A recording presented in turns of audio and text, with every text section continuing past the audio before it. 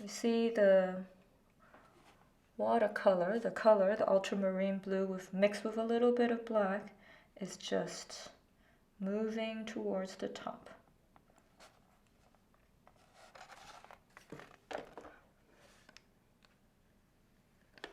And I'm really being careful.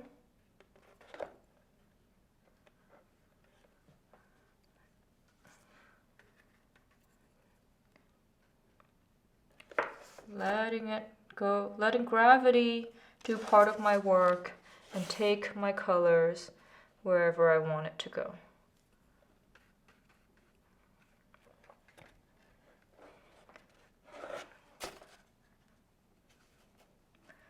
Add some of that purple along this way. And just so you know, when you're painting things that are a little bit more abstract, you really are embracing some of these happy accidents, I call it, that these washes can bring.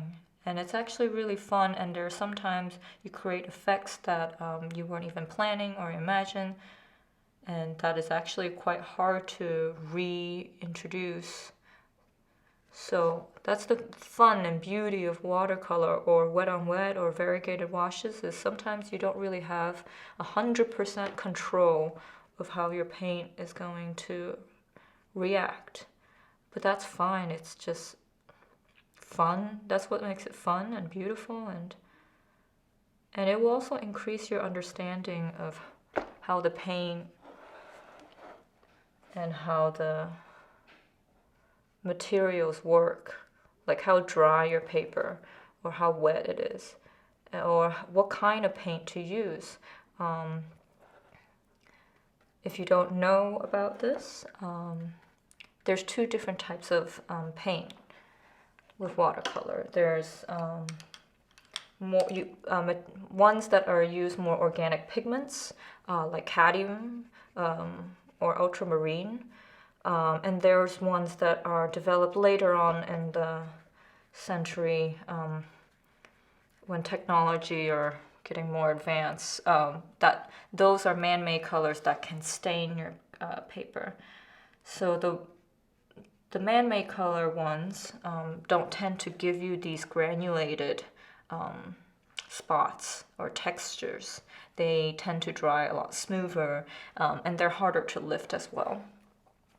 So I'm gonna keep my eye on it. I really like how there's that, the texture of it kind of falling down, like almost as if those clouds are falling to the ground. And in nature, that shows that it's raining in the distance, right?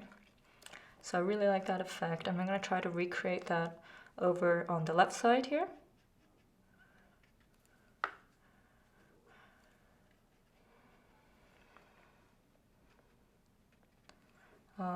Add a little bit of black, ivory black.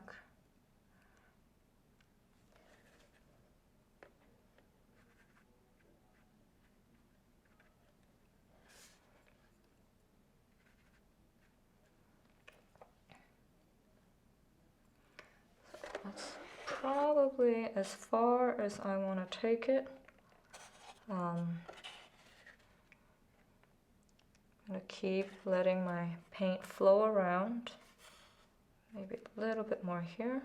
I'm making decisions as I go, because every single wash is different. But I definitely want my focal point to be on the barn and the most contrast to be on the barn. So the area of the darkest part of the sky, I want it to be right behind the lightest part of the barn, so right at this corner. So maybe I'm gonna add a little bit more of that darker ivory black mixed with ultramarine blue. Maybe dab a little bit of indigo too. And let that spread.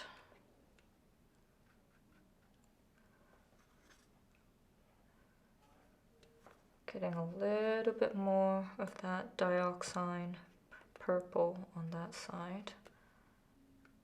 I like the different varied colors. just to add more interest. So I'm gonna leave that as that.